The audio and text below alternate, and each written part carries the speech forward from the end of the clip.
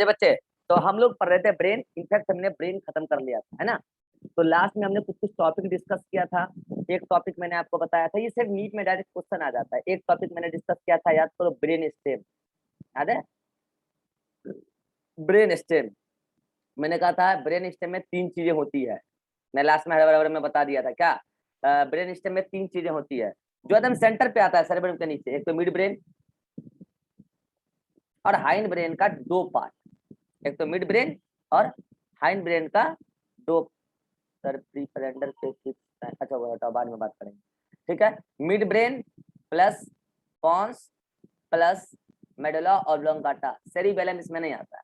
इसी को मैंने कहा था कि एग्जाम में कई बार आपको ऐसे लिख देगा, इसको तो ये तो मिड ब्रेन है, मिड ब्रेन है, और इसमें हाइंड ब्रेन का 2 पार्ट तो आता है ना, तो हाइंड ब्रेन।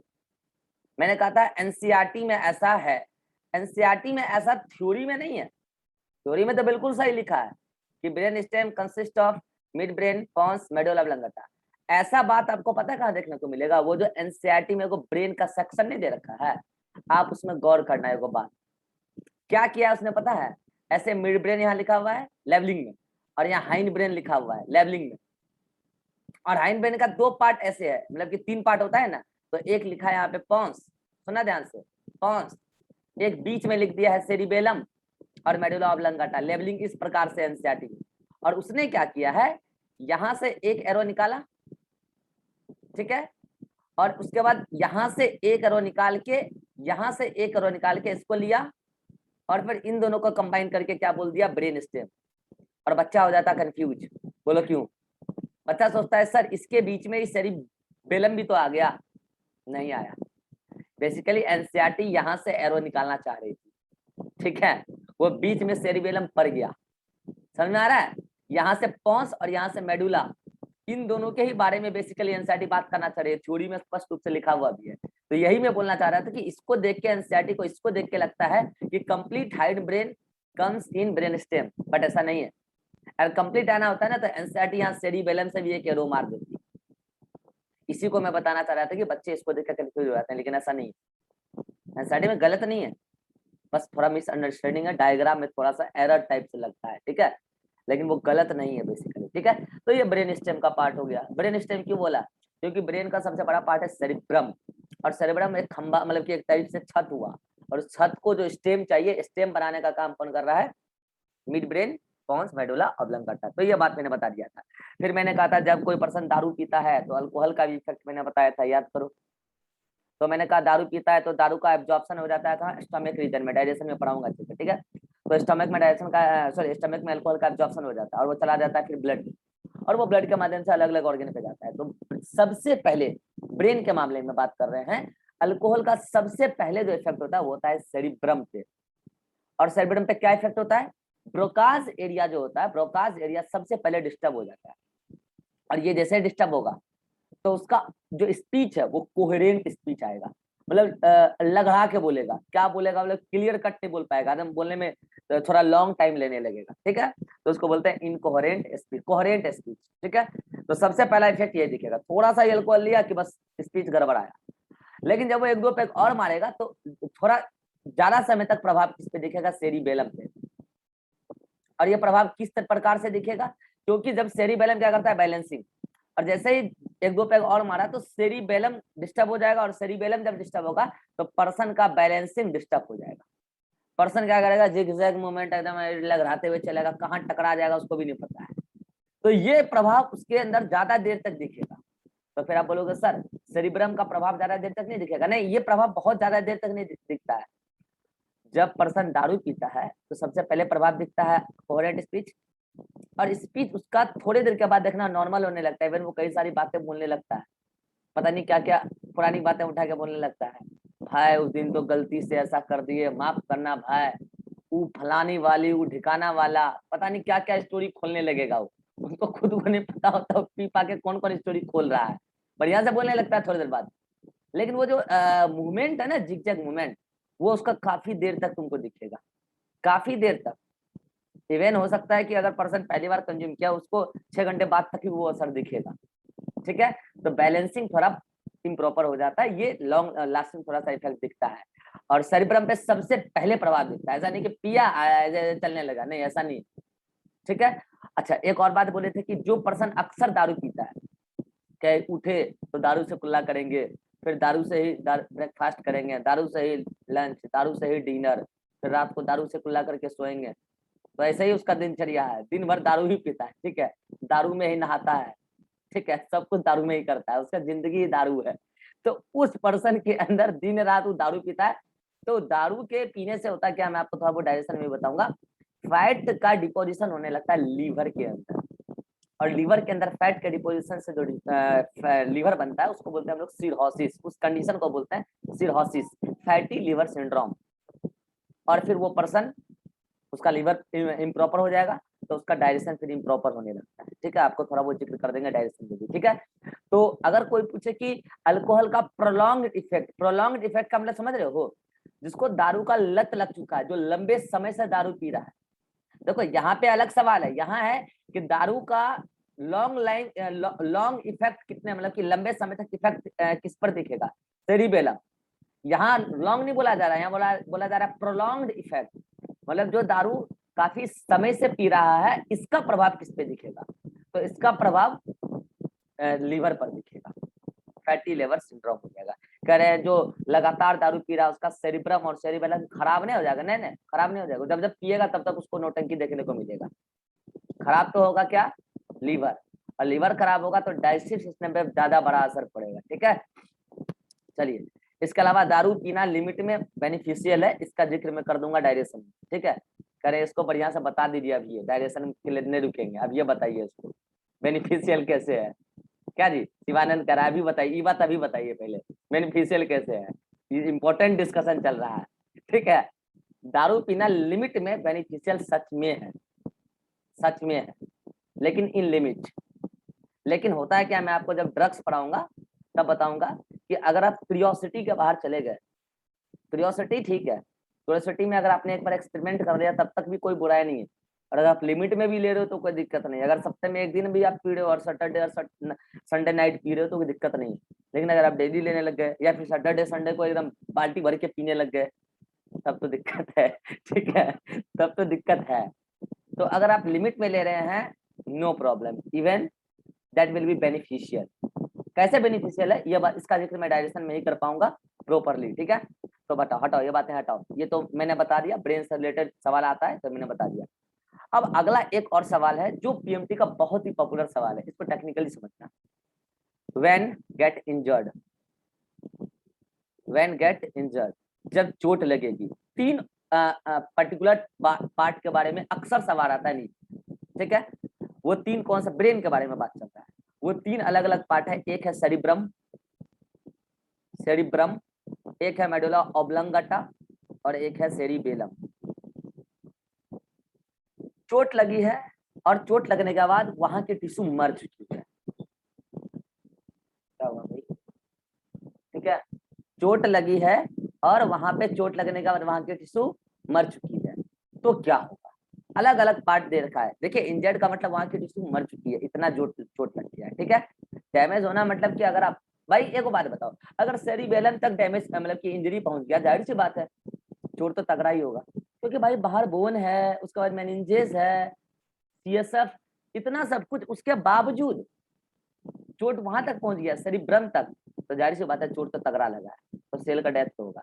तो अगर सेरिब्रम में केवल चोट आया तो क्या होगा, केवल चोट मेडुला ऑब्लंगाटा में आया तो क्या होगा, और सेरिबेलम में केवल चोट आया तो क्या होगा, तो समझिएगा ध्यान से। अगर केवल सेरिब्रम में चोट आया है तो पर्सन मर सकता है, लेकिन इंस्टेंटली नहीं मरेगा। तो फिर पर्सन मर क्यों सकता है, मरेगा, बताते हैं। सेरिब्रम में बहुत सारे सेंटर है, आपको पता है ना, बहुत सारे वॉलंटरी एक्टिविटी का भी कंट्रोल सेरिब्रम क्या है, याद है ना, बहुत सारे। तो हो सकता है कि वो वॉलंटरी ऐसा इंपॉर्टेंट फंक्शन हो जो उसके बॉडी के लिए नेसेसरी हो, फॉर एग्जाम्पल बहुत सारा ऐसा इंपॉर्टेंट फंक्शन है, या फिर और भी कई सारे सेंटर है ना, स्मेल सेंसेशन फलाना डिकाना, तो ये सब वो प्रॉपर नहीं कर पाएगा, पता चला गलत परसेप्शन ही कर लिया, सब तो सेरिब्रम ही करा रहा था। तो पर्सन मर सकता है, ऐसा नहीं कि मर ही जाएगा, मर सकता है लेकिन इंस्टेंटली तो नहीं मरेगा। तो यहाँ बोलते हैं पर्सन में डाई मे डाई अरे die may die after some time, कुछ समय बाद मरेगा, इंस्टेंटली नहीं मरेगा।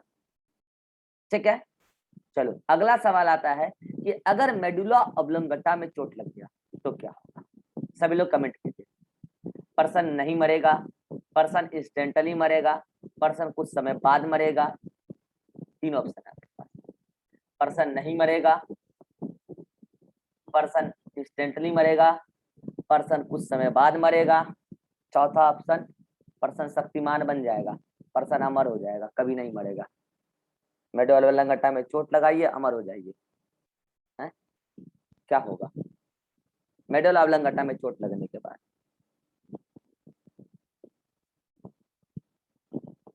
मोस्ट ऑफ द लोग टू बता रहे हैं आंसर कि पर्सन।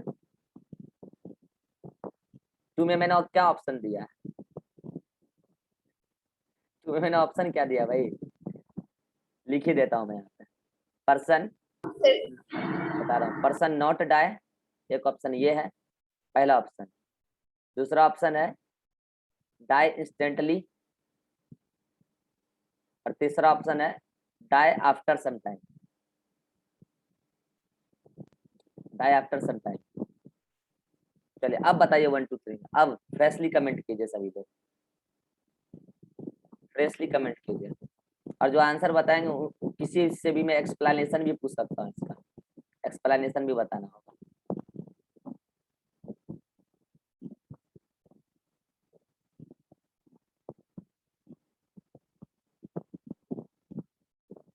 अभी भी मोस्टली लोगों का जवाब टू ही आ रहा है। ठीक है, लेकिन सुमन का अभी भी आंसर 1 है। ठीक है, चलिए ज्योति बताओ, आंसर तो सही है, person will die instantly, die immediately. चलो ज्योति बताओ व्हाई।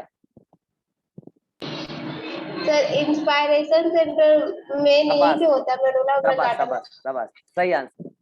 देखो हमने आपको बताया था मेडुला में दुनिया भर के सेंटर है, दुनिया भर के सेंटर मतलब सारे इनवॉलंटरी एक्टिविटी के मेजोरिटी सेंटर तो मेडुला में ही है, याद आ रहा है। ब्रीदिंग को रेगुलेट करना है तो वही है, कार्डियक एक्टिविटी को रेगुलेट करना है तो वही है, गैस्ट्रिक एक्टिविटी। चलो ठीक है, मैं सब कुछ मान लेता हूँ कि चलो ठीक है, डाइजेशन अफेक्टेड हो जाएगा अगर डाइजेस्टिव एक्टिविटी, डाइजेस्टिव सेंटर भी डिस्ट्रॉय हो गया, कार्डियक सेंटर चलो ठीक है, धीरे धीरे बीपी थोड़ा स्लो हो जाएगा। लेकिन उसमें एक इंपॉर्टेंट सेंटर याद करो जिसका नाम है डीआरजी और वीआरजी, याद आ रहा है, respiratory centre, dorsal rhythm group and ventral rhythm group, DRG और वीआरजी। और मैंने कहा था मेन ब्रीदिंग सेंटर यही है, ब्रीदिंग को मेनली यही रेगुलेट करता है, नॉर्मल इंस्पिरेशन भी और फोर्सफुल इंस्पिरेशन भी और एक्सपिरेशन भी। हालांकि इंस्पिरेशन के लिए मैसेज आता है, एक्सपिरेशन के लिए मैसेज नहीं आता है, तो मैं बताऊंगा रेस्पिरेटरी सिस्टम में। तो जो इंस्पिरेशन के लिए मैसेज आता है ना नॉर्मली भी, वो मेडुला से ही आता है। इंस्पिरेशन हमें करना पड़ता है, हम चाहे ना चाहे वो मैसेज आएगा ही आएगा, हम करना चाहे ना करना चाहे मैसेज आएगा ही आएगा, हमको इंस्पिरेशन करना ही करना है। और अगर मेडुला डिस्ट्रॉय हो गया तो जाहिर सी बात है रेस्पिरेटरी सेंटर डिस्ट्रॉय हो गया, और अब कोई नहीं बोलेगा लंग्स को कि आप इंस्पायर कीजिए, और अगर कोई नहीं बोलेगा और पर्सन इंस्पायर नहीं करेगा, इमीडिएट डेथ हो जाएगा। यही काउज है person will die immediately. Cerebrum में चोट लगने से पर्सन कुछ समय तक जिंदा रह सकता है, उसके बाद मरेगा, बहुत सारे सेंटर वहां पे भी है, कुछ समय बाद मरेगा। ठीक है, चलिए अब आपके सामने तीसरा है सेरिबेलम। अगर सेरिबेलम में चोट लगता है तो क्या होगा? वही तीन ऑप्शन है, not die, not die instantly, तीसरा option die after some time, और चौथा ऑप्शन एक और घुसा रहा हूं मैं, not die but balancing disturb. चलिए आंसर बताइए सभी लोग।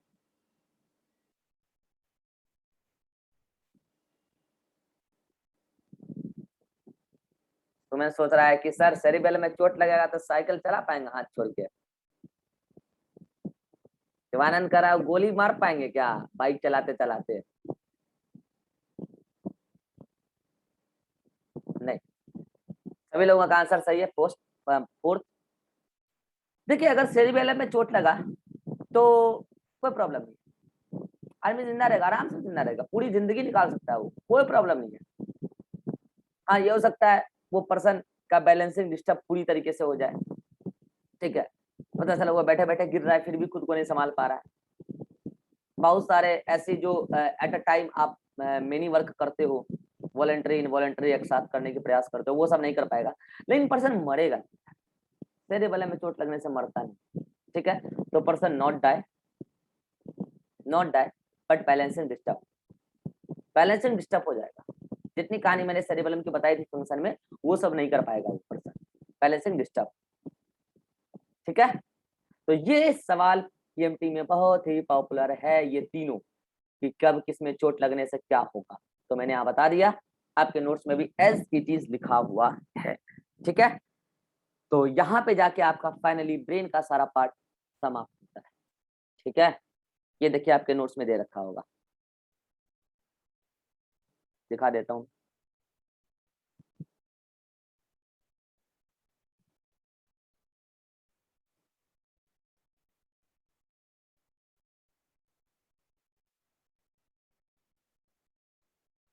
ये देखो दे रखा है, ठीक है। अगर किसी को जीरोक्स में नहीं दिख रहा हो कि यहाँ क्या लिखा है और यहाँ क्या लिखा है, तो बता देता हूँ। यहाँ लिखा है बलबला बलबला बल बोलना, ठीक है, कुछ भी अलबल बोलने लगेगा, ठीक है, लगड़ा लगड़ा के बोलेगा। यहाँ लिखा है बैलेंसिंग डिस्टर्ब, ठीक है, ये बात हो गया, ये सारा कुछ मैंने बता दिया है।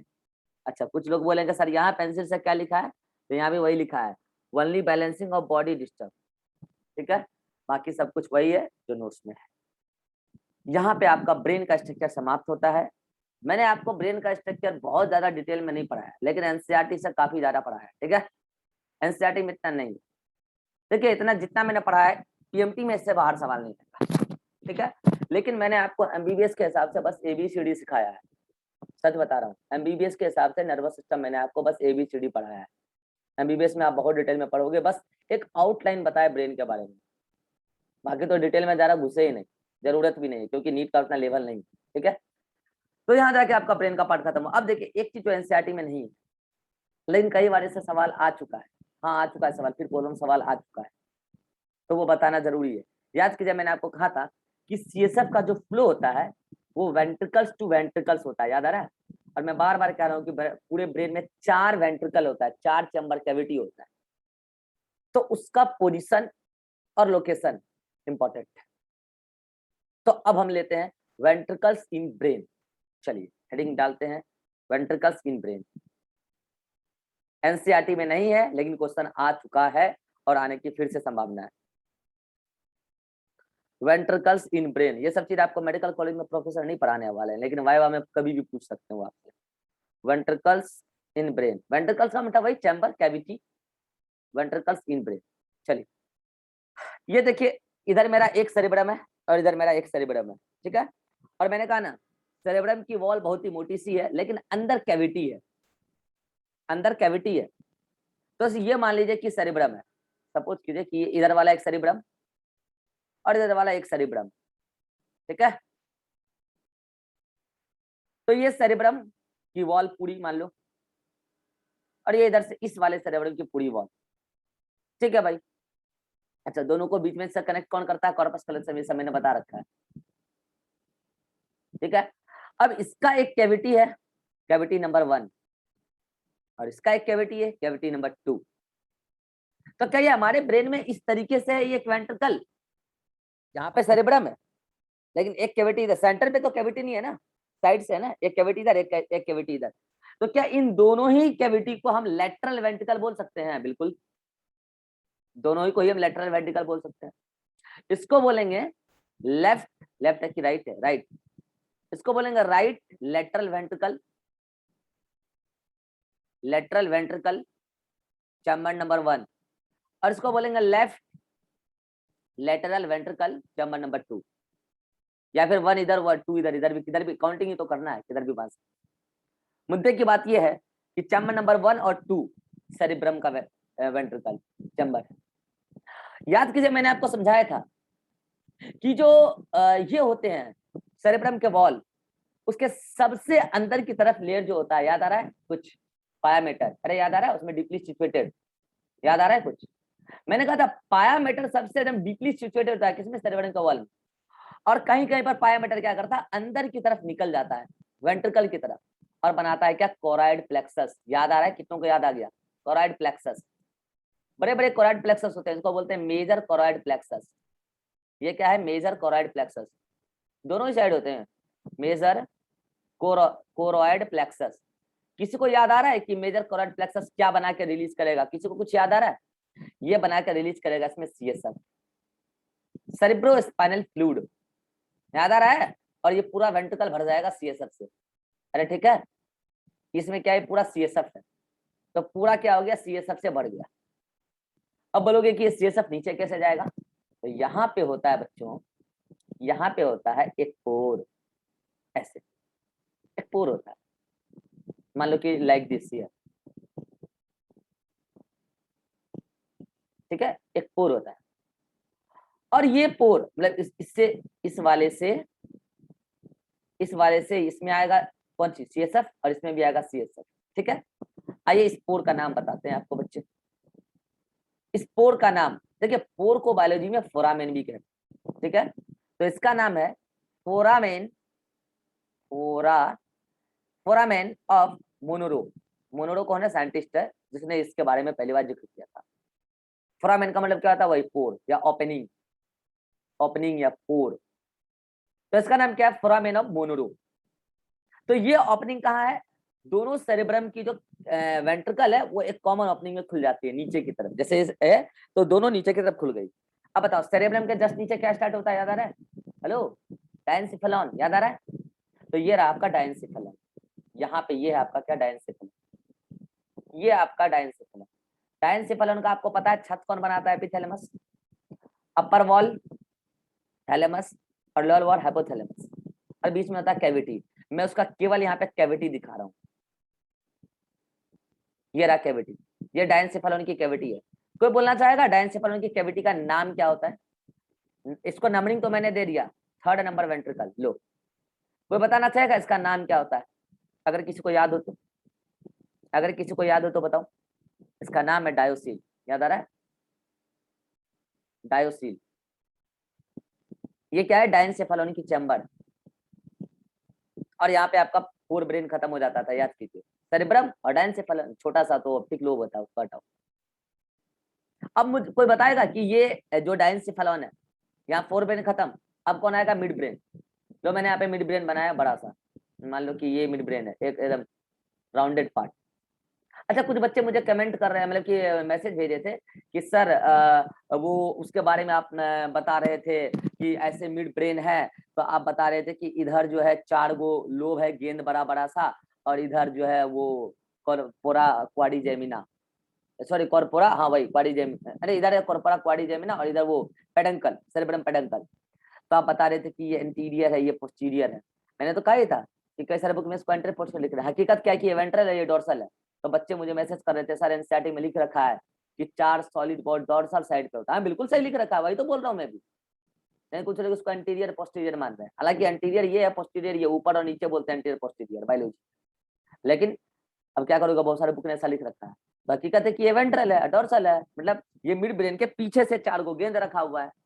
अब बताओ इसके बीच से क्या गुजरता है, किसी को कुछ याद आ रहा है, इसके बीच से क्या गुजरता है, तो याद आ रहा होगा, समझ चुका होगा। यहाँ पर से